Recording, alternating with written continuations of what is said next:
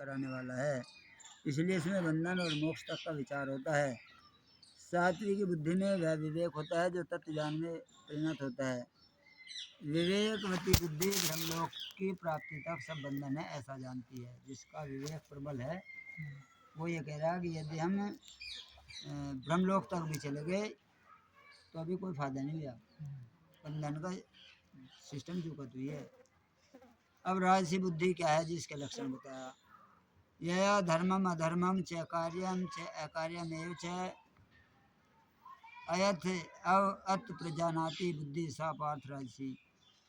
हे पार्थ, जिसके द्वारा धर्म और अधर्म को तथा कर्तव्य और अकर्तव्य को भी ठीक तरह से नहीं जानता वह बुद्धि राजसी है। शास्त्रों ने जो कुछ विधान किया वह धर्म है। शास्त्रों ने जिसकी आज्ञा दी जिससे परलोक में सद्गति होती है वह धर्म है, और जिसका शास्त्रों ने निषेध किया वह धर्म है, यानी जिसकी आज्ञा नहीं दी जिससे परलोक में दुर्गति होती है वह अधर्म।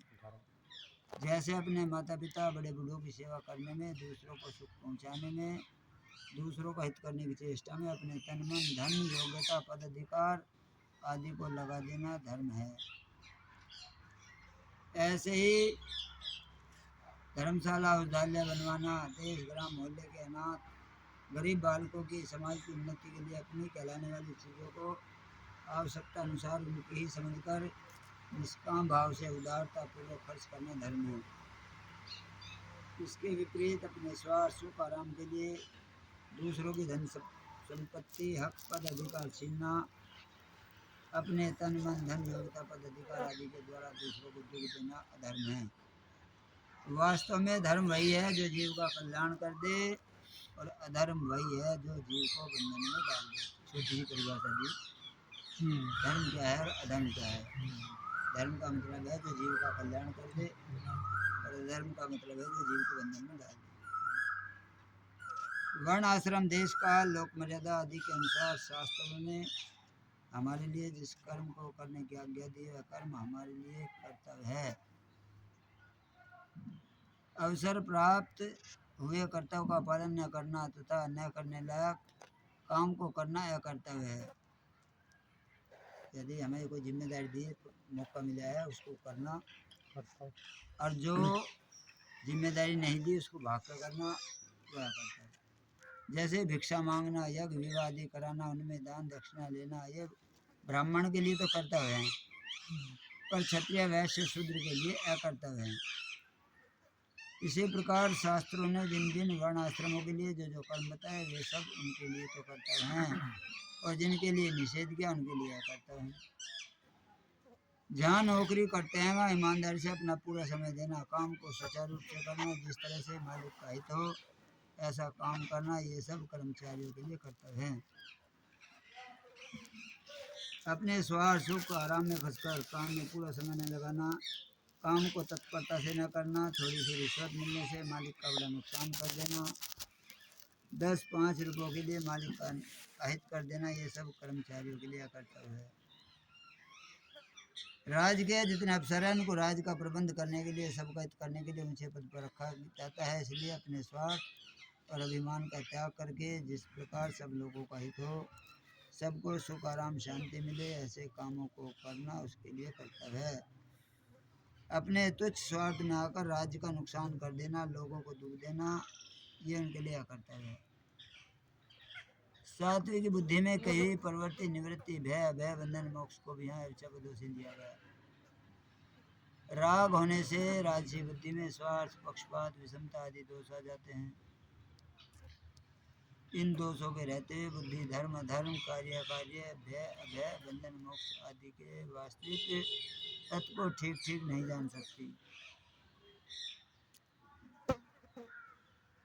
अतः किस वर्ण आश्रम के लिए किस परिस्थिति में कौन सा धर्म कहा गया, कौन सा अधर्म कहा गया, वह धर्म किस वर्ण आश्रम के लिए कर्तव्य है और किसके लिए अकर्तव्य, किससे भय होता है किससे अभय, इन बातों को जो बुद्धि ठीक ठीक नहीं जान सकती वह बुद्धि राजसी है। जब सांसारिक वस्तु व्यक्ति घटना परिस्थिति क्रिया पदार्थ आदि में आसक्ति हो जाती है तो वह राग दूसरों के प्रति द्वेष पैदा करने वाला हो जाता है। फिर जिसमें राग पूरा हो जाता है उसके दोषों को, जिसमें द्वेष हो जाता है उसके गुणों को मनुष्य देख नहीं सकता। राग और द्वेष इन दोनों में संसार के साथ संबंध जुड़ता है। किसी से ज़्यादा प्रेम हो तो भी संसार में फंसाएगा, और किसी से द्वेष हो वो भी फंसाएगा। संसार के साथ संबंध जुड़ने पर मनुष्य संसार को नहीं जान सकता। ऐसे ही परमात्मा से अलग होने पर भी मनुष्य परमात्मा को नहीं जान सकता।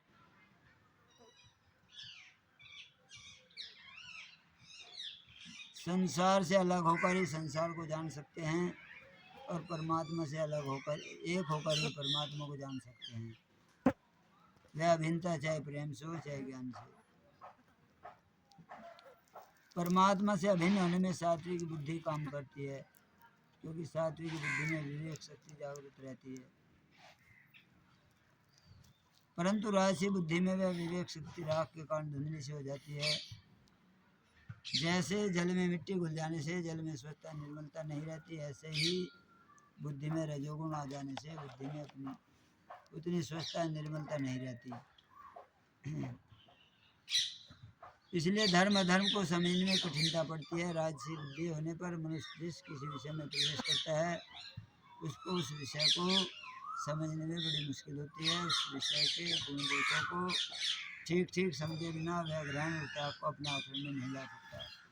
जब हमें जानकारी सही ना होगी तो कैसा आचरण में होगी। वह ग्राह्य वस्तु का ग्रहण नहीं कर सकता और त्याज्य वस्तु का त्याग नहीं कर सकता। जो धर्म अधर्म को करता है कर्तव्य को अच्छी तरह से नहीं जानता, वह बंधन मोक्ष को क्या जानेगा। बुद्धि रागात्मिक होने से वह इनको ठीक तरह से नहीं जान सकता, क्योंकि राग की मुख्यता होने से वह विवेक को महत्व नहीं देगा। उत्पत्ति विनाशील वस्तुओं का रंग चढ़ने से उसका विवेक लुप्त हो जाता है, ढक सा जा। तो ज्ञान योग है तो ज्ञान योग में विवेक चाहिए जबरदस्त। भक्ति है तो भगवान के प्रति प्रेम चाहिए जबरदस्त। अब तामसी बुद्धि कैसी हो उसके लक्षण बताए जाएंगे। अधर्मम धर्मम इति मन्यते तमसा वर्ता स्वार्थ अनविपरीताश्चम बुद्धि सा पार्थ तामसी। हे प्रथानंदन, तमोगुण से घिरी हुई जो बुद्धि अधर्म को धर्म यानी उल्टा जानेगी उल्टे को ऐसा मान लेती है और संपूर्ण चीजों को उल्टा मान लेती है, वह बुद्धि तामसी है। ईश्वर की निंदा करना, शास्त्र वर्ण आश्रम लोक मर्यादा के विपरीत काम करना, माता पिता के साथ अच्छा बर्ताव न करना, संत महात्मा गुरु आचार्य का अपमान करना, झूठ कपट बेईमानी जालसाजी, अभक्ष्य भोजन और शास्त्र निषिद्ध पाप कर्मों को धर्म मानना, यह सब अधर्म को धर्म मानना है। अपने शास्त्र वर्ण आश्रम की मर्यादा में चलना, माता पिता की आज्ञा का पालन करना, उनकी तन मन धन से सेवा करना, संत महात्माओं के उपदेशों के अनुसार अपना जीवन बनाना, धार्मिक ग्रंथों का पठन पाठन करना, दूसरों की सेवा उपकार करना, शुद्ध पवित्र भोजन करना आदि इन शास्त्रीय कर्मों को उचित न मानना, यह धर्म को अधर्म मानना है। तामसी बुद्धि वाले मनुष्यों को विचार होते कि शास्त्रकारों ने ब्राह्मणों ने अपने को बड़ा बताया और तरह तरह के नियम बनाकर लोगों को बांध दिया, जिससे भारत गुलाम हो गया कि अपने मन तरीके से कर दिया काम लोगों। लोग भी क्या है क्या लोग क्या भाई ब्राह्मणों ने करा बदवा बताओ अपनी तरफ झापड़ा नहीं और ब्राह्मणों का दोष तो ब्राह्मणों को देखते देखते तू अपने को देख बस।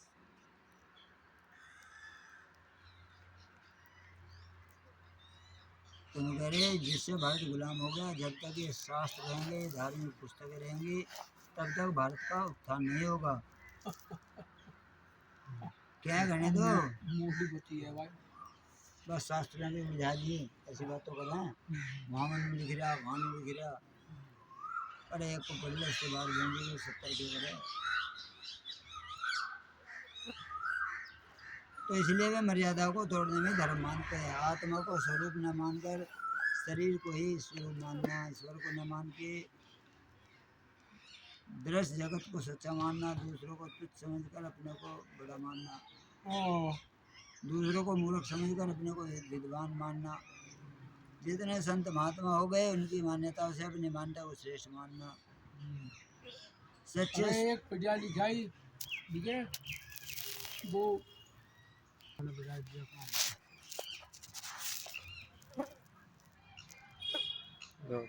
बिजली को नहीं दो कोई बिना दिन भाई जब काम ना होगी तो फिर काम करोगे हमने तो बड़ा नहीं लगता। तो बताया, जब तक ये शास्त्र रहेंगे, धार्मिक पुस्तकें रहेंगी, तब तक भारत का उत्थान नहीं होगा। भारत गुलामी की बेड़ी में जकड़ा रहेगा। इसलिए वे मर्यादाओं को तोड़ने में धर्म मानते हैं। आत्मा को स्वरूप न मानकर शरीर को स्वरूप मानते हैं। ईश्वर को न मान के दृश्य जगत को सच्चा मानते हैं। दूसरों को तुच्छ समझकर अपने को बड़ा मानते हैं। दूसरों को मूर्ख समझकर अपने को पढ़ा लिखा विद्वान मानते हैं। एक बात हो रहा जो उसके पास चौका पैसा आना मोटा पैसा वो तो भगवान को मतलब मानता ही नहीं। वो सोच रहा है तो माल में ही है, जो कुछ भी है सुख है इसमें ही है। हमने तो याद देखी अब भाई इसी के पीछे दौड़ लग रही निगाह मारी भी नहीं है, और हाथ लग जाओ, और हाथ लग जाओ। जहाँ बस नहीं जब एक वो पूरी नहीं होती बात इच्छा वो तो बढ़ती चली जाएगी। वो तो उससे दुआ अपने कामना ममता युक्त अपने इच्छा है उससे मतलब जो है संतोष होगा ना, ज्ञान होगा शास्त्र के सुनने थे पढ़ने थे मतलब ये अब दिल में बैठेगी बात अब कुछ संसार में कुछ नहीं दे रहा है। संतोष होगा उसका यह इच्छा कामना सब कुछ इनके ही है। जो कुछ है परमात्मा है, यहाँ ना तेरा कुछ है ना कुछ ले ये परमात्मा का खेल राम राम राम। और उसी के राम राम है, उसी के अवस्था जो है सब कुछ मिला राजा तो कुर्सी से तो वो दिखता है। तो भाई मतलब जब इस बात का ज्ञान हो जाएगा तो फिर नहीं बाबा ये गहरी गड़ जी ना दिमाग में जो बात है। बस गहरी तो नहीं बढ़ी ना मतलब ज्ञान तो है नहीं ना शास्त्र सुनिया ना पढ़िया बच्चा नहीं मतलब जो है बस अपनी भिखारिया जैसी बस समाज में बैठे हैं। समाज में ज़्यादा प्रचलन है इस बात का। इस समाज में इसी चीज़ का प्रचलन होगा तो जन सुख को ही वे सच्चा मानते हैं। न करने को काम को अपना कर्तव्य मानते हैं। अपवित्र चीज़ों को पवित्र मानते हैं। तो ये सब संपूर्ण चीज़ों को उल्टा मानना है। तमोगुण से आवृत जो बुद्धि अधर्म को धर्म, धर्म को अधर्म, अच्छों को बुरा, उल्टे को उल्टा मानती है, वह बुद्धि तामसी है। ऐसी तामसी बुद्धि ही मनुष्य को अधोगति में ले जाने वाली होती है। अधोगच्छन्ति तामसा। इसलिए अपना कल्याण चाहने वालों को इसका पूर्णतः त्याग कर देना चाहिए। जिनकी बुद्धि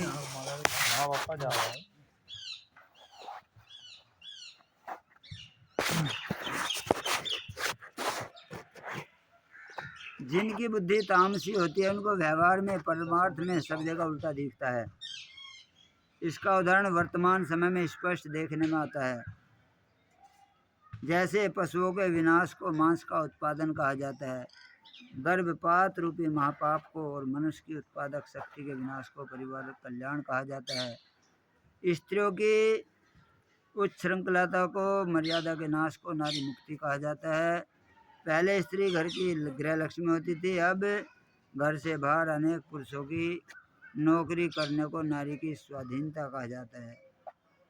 इस प्रकार पराधीनता को स्वाधीनता का लक्षण माना जाता है। नैतिक पतन को उन्नति की संज्ञा दी जाती है। पशुता को सभ्यता का चिन्ह माना जाता है। धार्मिकता को सांप्रदायिकता और धर्म विरुद्ध को धर्म निरपेक्ष कहा जाता है। जब विनाश काल समीप आता है तभी ऐसी विपरीत तामसी बुद्धि पैदा होती है। विनाश काले विपरीत बुद्धि, बुद्धि नाश अप्रणश्यति। धार्मिकता को धर्मनिरपेक्ष, धार्मिकता को सांप्रदायिकता कहा जा, धर्म विरुद्ध को धर्म निरपेक्ष। धर्म विरुद्ध को हाँ, जो धर्म के खिलाफ है बात उसे कहेंगे या धर्म के निरपेक्ष होगी। धर्म के निरपेक्ष खिलाफ होगी। तो यो इसी को तो बतावे भाई इनको धर्म निरपेक्ष वो है तो भारत। हाँ इसको तो कहते कहते हैं पर यहाँ तो पूरा जोर लग रहा है हिंदू बनाओ हिंदू बनाओ। तो फिर धर्म निरपेक्ष कहाँ गया? धर्म निरपेक्ष का मतलब है सभी धर्मों का समान आदर हो। समान आदर यही है। अब भगवान सात्विकी धृति के लक्षण बताते हैं। धृत्या यया धार्यते मन प्राण इंद्रिय क्रिया योगेन अव्यभिचारिण्या धृति सा पार्थ सात्विकी। हे पार्थ, समता से युक्त जिस अव्यभिचारिणी धरती के द्वारा मनुष्य मन प्राण इंद्रियों की क्रियाओं को धारण करता है, संयम रखता है, वह धरती सात्विकी है। सांसारिक लाभ हानि, जय पराजय, सुख दुख, आदर निरादर, सिद्धि असिद्धि में सम रहने का नाम योग यानी समता है। परमात्मा को चाहने के साथ साथ इस लोक में सिद्धि असिद्धि, वस्तु पदार्थ, सत्कार, पूजा आदि और परलोक में सुख भोग को चाहना व्यभिचार है। और इस लोक तथा परलोक के सुख भोग, वस्तु पदार्थ आदि की जरा भी इच्छा न रखकर केवल परमात्मा को चाहना अव्यभिचार है। तो यह अव्यभिचार जिसमें होता है वह धरती अव्यभिचार में होती है। अपनी मान्यता, सिद्धांत, भाव, क्रिया, वृत्ति, विचार आदि को दृढ़ अटल रखने की शक्ति का नाम धरती है।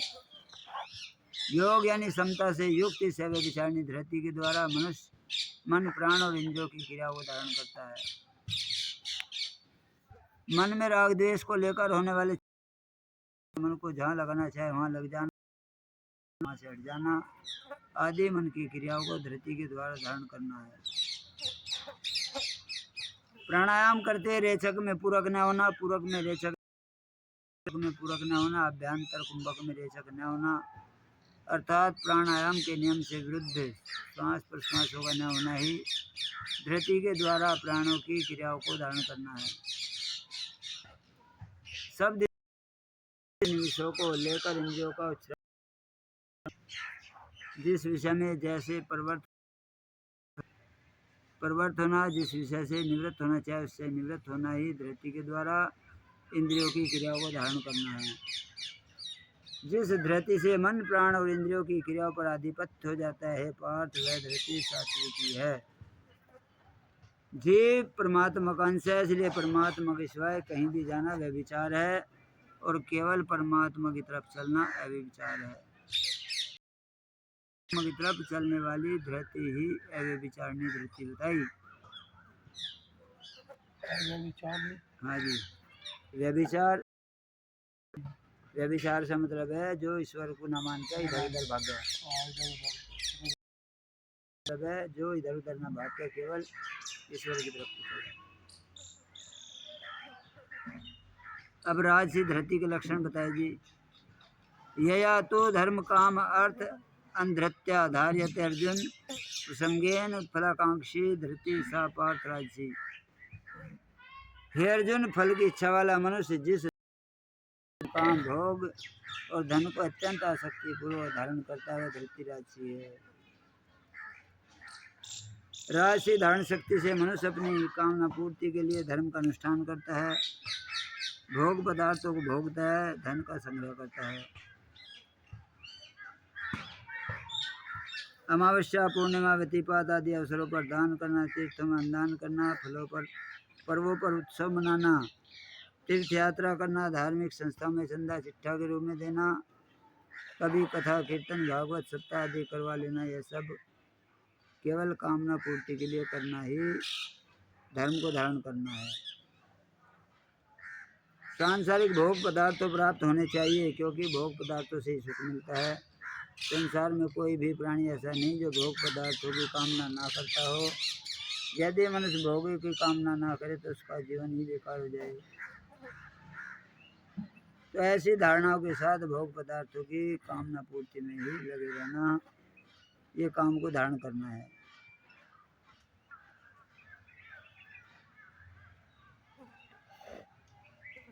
धन के बिना दुनिया में किसी का काम नहीं चलता। धन से धर्म होता है। यदि पास में धन ना हो तो कोई आदमी धर्म कर ही नहीं सकता। जितने भी आयोजन किए जाते हैं वे सब धन से ही होते हैं। आज जितने आदमी बड़े कहलाते हैं वे सब धन के कारण बड़े बने। धन होने से लोग आदर सम्मान करते हैं। जिसके पास धन नहीं होता उसको संसार में कोई नहीं पूछता। अतः धन का खूब संग्रह करना, इस प्रकार धन में ही रचे बचे रहना अर्थ को धारण करना है। संसार में अत्यंत राग होने के कारण राजस पुरुष शास्त्र की मर्यादा के अनुसार जो कुछ भी शुभ कर्म करता है उसमें उसकी यही कामना रहती है कि इस कर्म का मुझे इस लोक में सुख आराम मान सत्कार मिले और परलोक में सुख भोग मिले। ऐसे फल की कामना वाले तथा संसार में अत्यंत आसक्त मनुष्य की धारणा शक्ति राशि हो जाती है। अब तामसी धरती कैसी होगी ये तो आज से बताइए। यया स्वप्नम भयम शोकम विषादम मदम एव च न विमुच्यते दुर्मेधा धरती सा पाठ तामसी। हे अर्जुन, दुष्ट बुद्धि वाला मनुष्य धरती के द्वारा निद्रा, भय, चिंता, दुख और घमंड को भी नहीं छोड़ता, धारण किए रहता है, वह धरती तामसी है।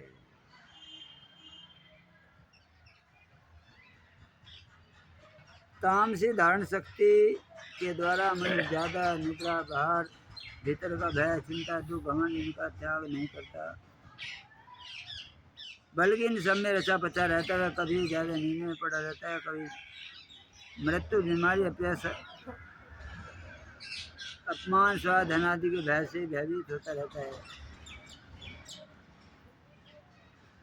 और कभी शोक चिंता में डूब जाता है, कभी दुख में मग्न रहता है, कभी अनुकूल पदार्थ हो मिलने से घमंड से चूर रहता है। निद्रा, भय, शोक आदि के स्वयं प्रमाद, अभिमान, दम्भ, ईर्ष्या, द्वेष आदि दुर्गुणों को तथा हिंसा, दूसरों का अपकार करना, उनको कष्ट देना, उनके धन का किसी तरह से अपकार करना, उनको कष्ट देना, उनके धर्म का किसी तरह से अपहरण करना आदि दुराचार को भी एव से पदों से कहा गया। इस प्रकार निद्रा, भय आदि को दुर्गुण दुराचार को पकड़े रहने वाली, उनको न छोड़ने वाली धरती तामसी होती है। भगवान ने 33वें 34वें श्लोकों में धार्यते पद से सात्विक, राजस और तामस मनुष्य के द्वारा कर्म से सात्विक और राजसी धरती को धारण करने की बात बताई,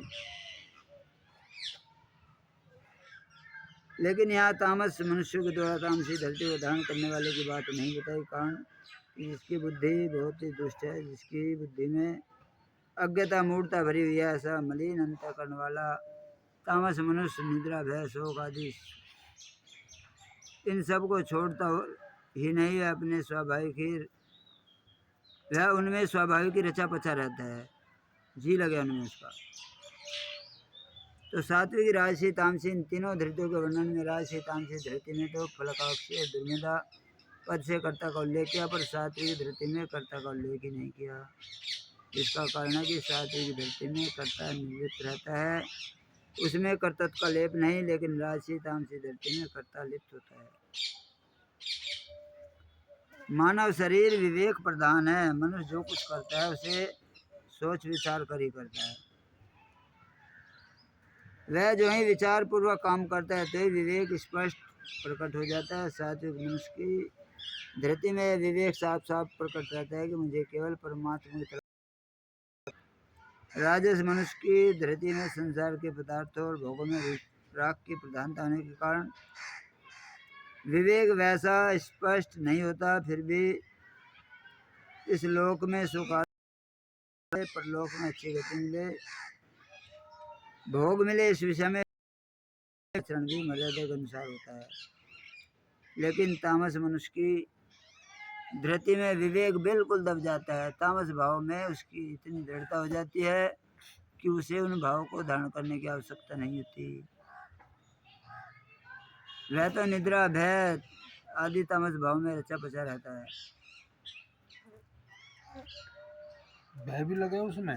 हाँ जी, काम सारे होंगे। भजन में निकम्मा काम करूँगा तो भय भी तो लगेगा, श्रीराम तो नहीं कर सकता।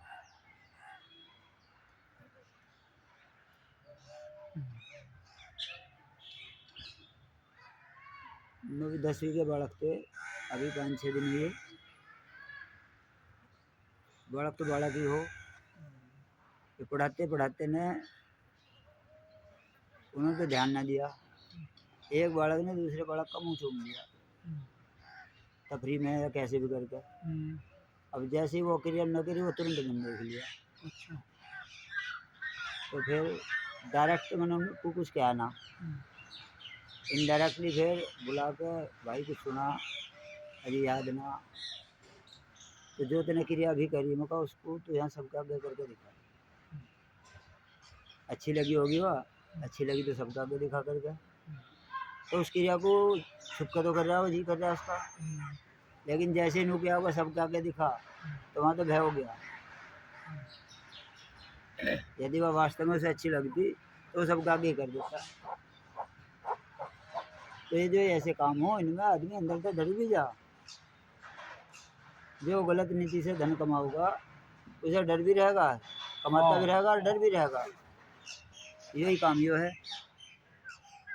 वो चोरी रावण को भी तो बताया नहीं कि रावण ने चोरी जब बेईमानी। सीता का हरण किया तो डरता डरता इधर उधर भी देख रहा और उस काम को भी कर रहा। तो जो ऐसे काम करेगा उसके अंदर डर भी रहेगा। जो सात्विक वो है, सात्विक वाला तो कहीं भी करो, कहीं भी खुलेआम करो करेगा। खुलेआम, तो डर ही नहीं।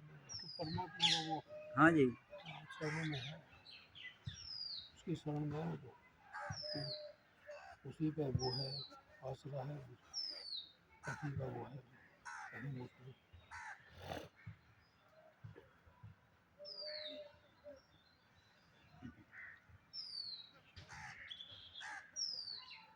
इसमें तो सब बीमारियां हैं, इनमें तो दो में अब वो बस सात्विक में है,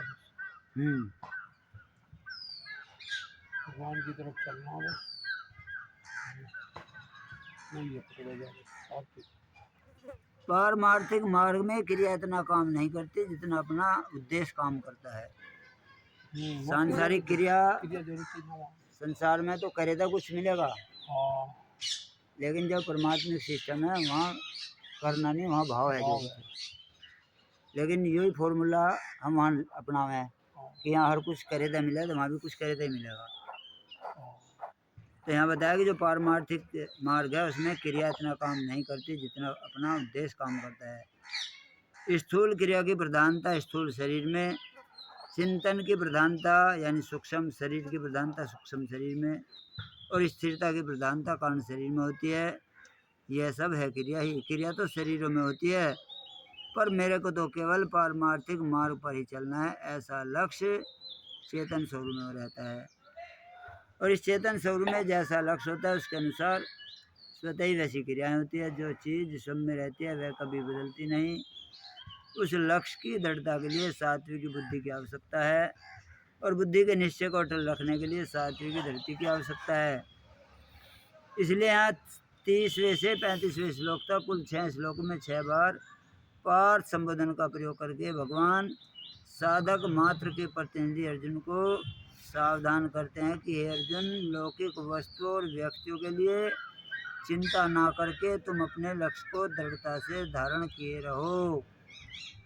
अपने में कभी भी राजस या तामस भाव ना आने दो, इसके लिए सदा तैयार रहो। निद्रा, भय, चिंता, दुख, घमंड आदि दोष तो रहेंगे ही, दूर हो ही नहीं सकते। ऐसा निश्चय करने वाले मनुष्य दुर्मेधा है, दुष्ट बुद्धि वाले मानना, वे न माने वे तो छूटे ही ना। ऐसे मनुष्यों का दोषों को छोड़ने की तरफ ख्याल नहीं जाता, छोड़ने की हिम्मत ही नहीं होती। वे इनको स्वाभाविक ही धारण किए रहते हैं। अधिक निद्रा ही बाधक होती, आवश्यक यथा योग निद्रा बाधक नहीं होती। कितने ध्यान दीजिए, अगला श्लोक तो बड़ा है।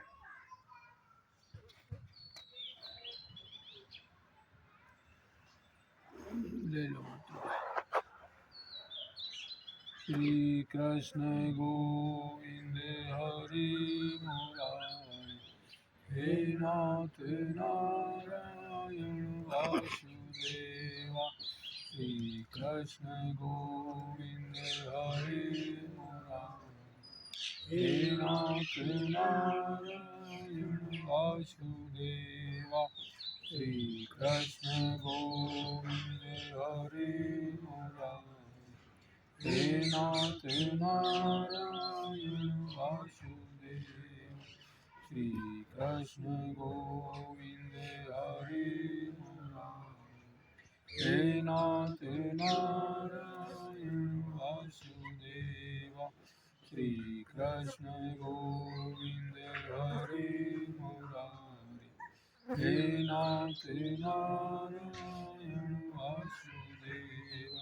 श्री कृष्ण गोविंद हरे मुरारे, हे नाथ नारायण वासुदेवा, श्री कृष्ण गोविंद हरे मुरारे, हे नाथ नारायण वासुदेवा। बोल श्री कृष्ण भगवान की जय।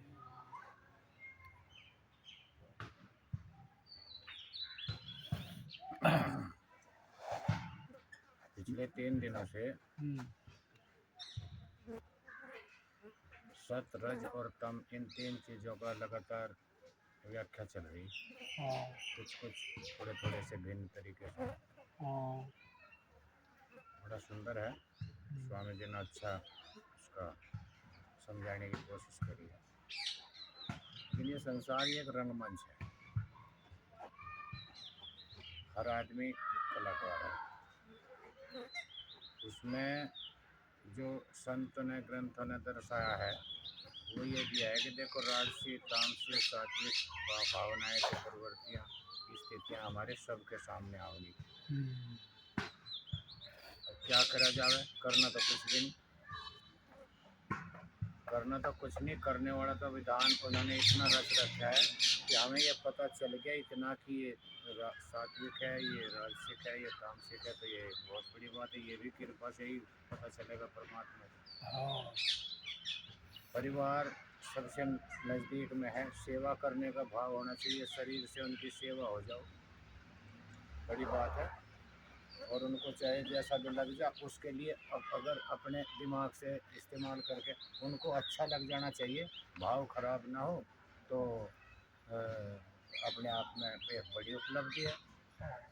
रंगमंच है तो अच्छे से करना चाहिए रोल, लेकिन भाव अपनी जगह ही रहे, वहीं का वहीं। मान लिया जाए एक विभीषण का रोल कर रहा, मुझे विभीषण का रोल दे दिया आपने को, तो विभीषण का रोल कर, और मैं स्टेज पर हूँ तो मैं विभीषण के सारे गुण जो मुझे सिखाए गए हैं रंगमंच पे, तो मैं वही करूँगा। लेकिन मुझे पता रहेगा कि मैं विभीषण नहीं, मैं तो वीरेंद्र हूँ, पता रहेगा मुझे। इसी तरह से इस रंगमंच पे जो भी रोल जैसा भी सामने आ रहा है उसको करते हुए तो ये ध्यान रहना चाहिए कि तू ये जो कुछ हो रहा है रोल केवल यहीं तक तू नहीं है, ये तू है ही नहीं, तू तो कुछ हो रहा है। अगर आप समझ सको, सूक्ष्म विषय है बहुत भाई। ये तो परिस्थितियां हैं, रोल दिया गया है तो करना है। मंदिर में हो जाता है